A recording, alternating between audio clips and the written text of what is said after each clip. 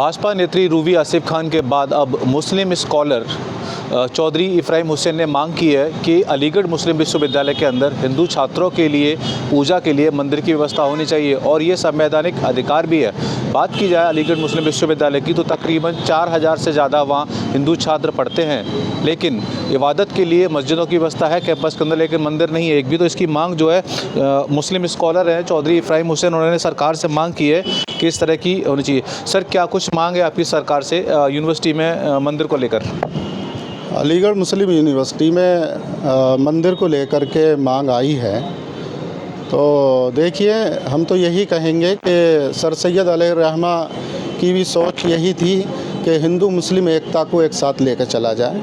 और जहाँ तक सवाल है संविधान का और शरीयत का, इसके नज़रिए से भी हर किसी को अपने अपने अधिकारों पर चलने की आज़ादी है।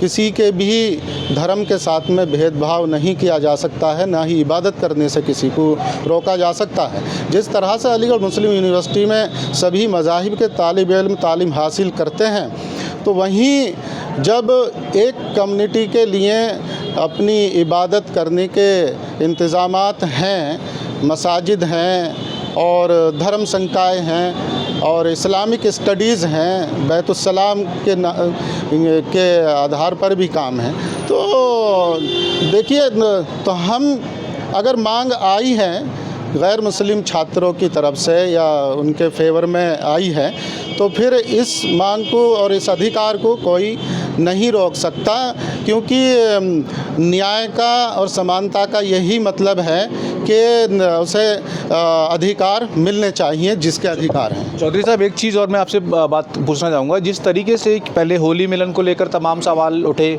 और उस तमाम विरोध प्रदर्शन हुआ, उसके बाद में होली खेलने की परमिशन दे दी गई, क्या कारण है ऐसा अलीगढ़ मुस्लिम यूनिवर्सिटी की तरफ से कि ये मतलब छात्रों के साथ भेदभाव करती है?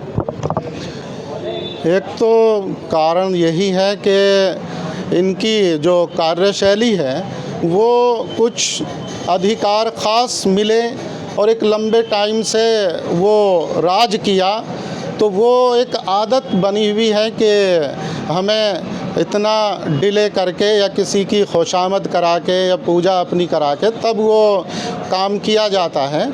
तो देखिए इससे, लेकिन एक जो मुसलमानों का जो स्टेटस, जिस तरीके से इनकी ज़बरदस्ती रहती है, इस तरह भेदभाव किया था, कहीं ना कहीं यूनिवर्सिटी का तो नाम इस पर ख़राब हो ही रहा है। देखिए यूनिवर्सिटी का भी होता है और फिर मुस्लिम यूनिवर्सिटी, मुस्लिम नाम लगा हुआ है। मुझसे एक ख़ास तौर पे मुसलमानों की जो छवि है वो पूरी दुनिया के सामने इस तरह की आती है कि यहाँ अन्याय होता है, यहाँ जुल्म होता है, यहाँ नाइंसाफ़ी होती है, यहाँ हक़ तलफ़ी होती है।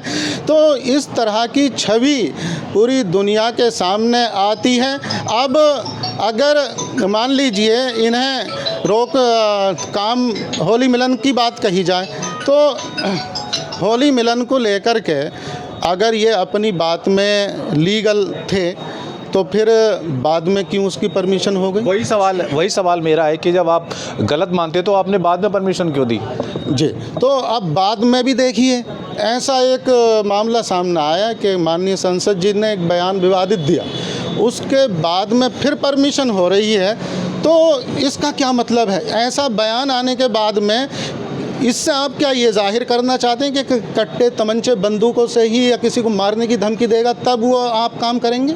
ये एक मैसेज मुसलमानों की तरफ से, इस तरह का मैसेज पूरी दुनिया में पहुंच रहा है कि साहब अगर इस तरह की धमकी मिली तब वो काम कर दिया। तो काम तो न्याय के लिए होना चाहिए, काम मैसेज जो पहुंचना चाहिए ऐसा पहुंचना चाहिए कि हमारी तरफ से किसी के साथ में हक़ तलफ़ी नहीं हो रही, जुल्म नहीं हो रहा, इंसाफ हो रहा है। हम इंसाफ के लिए खड़े हुए हैं, हम जाने जाएं, हमारे यहाँ से मिसाल कायम हो कि AMU से इंसाफ कायम होता है। बिल्कुल सही कहा आपने, क्योंकि AMU एक शिक्षण संस्थान है और शिक्षण संस्थान के अंदर चाहे वो किसी भी समाज से हो, किसी भी तरह से, क्योंकि ये जो अलीगढ़ मुस्लिम यूनिवर्सिटी है इसका पूरा का पूरा बजट जो है केंद्र सरकार वहन करती है। तो जैसा कि बताया मुस्लिम स्कॉलर ने कि यूनिवर्सिटी में मंदिर की व्यवस्था होनी चाहिए और छात्रों की मांग जो है बिल्कुल जायज़ है। मैं प्रदीप पंडित, इंडिया न्यूज़, अलीगढ़।